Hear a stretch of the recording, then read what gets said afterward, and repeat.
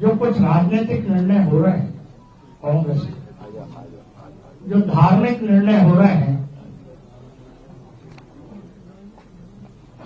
वो बड़े असहज करने वाले हो रहे हैं। आप कहेंगे एक दो का उल्लेख करिए। मैं डिफेंस प्रोडक्शन मिनिस्टर रहा हूं, कभी भी सेना के शौर्य पर प्रश्नवाचक चिन्ह नहीं लगाया जाता, सबूत की बात नहीं कही जाती। जहां तक धार्मिक निर्णयों का प्रश्न है, मैं केवल एक बात कहूंगा, भगवान श्री राम जी के प्राण प्रतिष्ठा समारोह का जब आयोजन रहा तो उसके निमंत्रण पत्र पर एक अमर्यादित भाषा का इस्तेमाल करना, ठुकरा दिया निमंत्रण, ठुकरा दिया।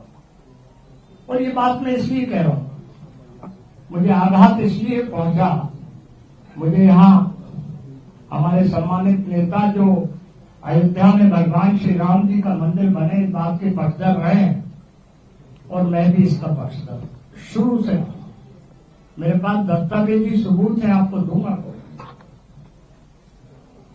अयोध्या में भगवान श्री राम जी के मंदिर का ताला खुलना, शिलान्यास होना, ये किस कार्यकाल में हुआ? बोला जा सकता था। फिर निमंत्रण पत्र को अस्वीकार करने की आवश्यकता क्या है? और मैं साक्षी इसलिए रहा हूं कि मैं द्विपीठाधीश्वर ब्रह्मलीन जगतगुरु शंकराचार्य जी महाराज स्वामी स्वरूपानंद जी सरस्वती का दीक्षित शिष्य हूं। मुझे तत्कालीन प्रधानमंत्री राजीव गांधी जी ने भेजा कि शंकराचार्य जी से पूछ के आओ क्या करना है। मैं आया, पत्र लाया हूं तत्कालीन प्रधानमंत्री का। तो उन्होंने कहा अयोध्या में शिलान्यास हो और तत्पश्चात मंदिर बने। एक नोट भेजा सितंबर 1989, 12 सितंबर को मैंने वो नोट दिया।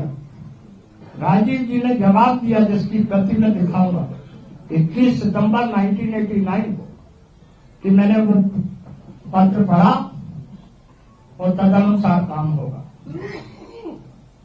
फिर उन्होंने कहा कि बोलो उनको देवरा बाबा के पास जाओ। देवरा बाबा के पास तत्कालीन गृह मंत्री के साथ में गए, उन्होंने भी निर्देश दिए। तब शीशचंद दीक्षित और अशोक सिंघल जी वहां मौजूद थे। शिलान्यास हुआ। फिर ये बात आई कि सुप्रीम कोर्ट जो निर्णय करे या उभय पक्ष जो तय करे, सुप्रीम कोर्ट ने निर्णय कर दिया, हमने उसका स्वागत किया। फिर निमंत्रण पत्र स्वीकार करने की आवश्यकता कहां से आ गई? किसके दबाव और प्रभाव में आ गई? मैंने वो सारे दस्तावेज भेजे आगे कि मैं साक्षी रहा हूं। जब चित्रकूट में संत सम्मेलन हुआ, मैं विस्तार से नहीं जानना चाहूंगा, अगली मीटिंग करूंगा। अभी दस्तावेज आप देखना चाहें, इसके बाद मैं दिखा दूंगा, क्योंकि आदरणीय शिवराज सिंह जी कृपा पूर्वक रुके हैं, इनको जाना है। बहुत बिजी शेड्यूल मुख्यमंत्री जी और शर्मा जी का है, इन्हें कट नहीं जाना।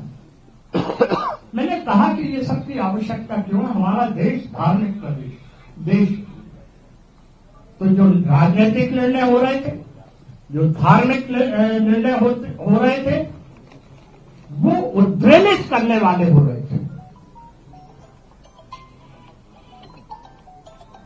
रामचरित मानस में गोस्वामी तुलसीदास जी ने कहा है कि जाके प्रिय न राम विदही तजिए ताई कोटि नैरिसम, यद्यपि परम सनेही। कोई कितना ही प्रिय क्यों न हो, अगर वो राम जी का अनादर करे तो उसे छोड़ दो। तो मैंने कांग्रेस छोड़ दी, सनातन धर्मी तो भाई को संशोधित कर दो, जाके प्रिय न राम बैठे ताको वोट कदापि न देगी।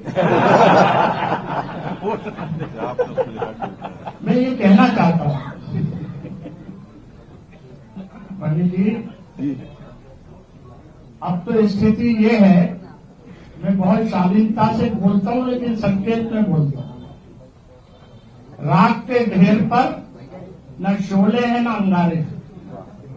राख के ढेर पर न शोले हैं न अंगारे हैं। कुछ तो बात होगी कि हम बेवफा हो गए। मन को चोटने वाली बात। और दूसरी बात, मुझे अपने जीवन में कभी पद और तद की लालसा नहीं रही और मैं सार्वजनिक रूप से कह रहा हूं, अभी भी मैं बगैर शर्त के यहां आया हूं। मेरे को कोई पद लिप्सा नहीं है। और जब मुझे दिल्ली से पूछा गया कि क्या, मैंने कहा कोई चाहत नहीं है, बहुत मिल गई।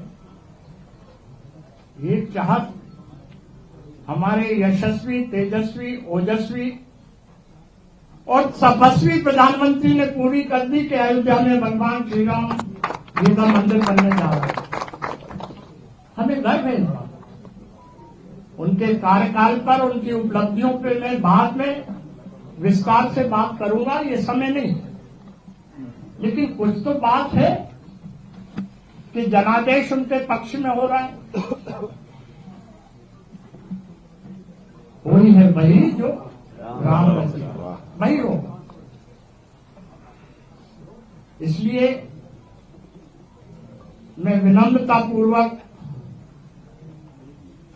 सर झुका के आप सबका सम्मान करता हूं, आभार प्रकट करता हूं कि आपने अपने व्यस्त कार्यक्रमों में से समय निकालकर हमारे इन साथियों को ऊर्जा प्रदान की।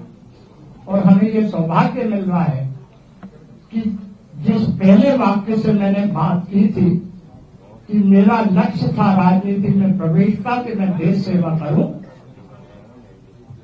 अब राष्ट्र सेवा की भी बात है और भगवान श्री राम जी के चरणों में अर्पित सेवा की भी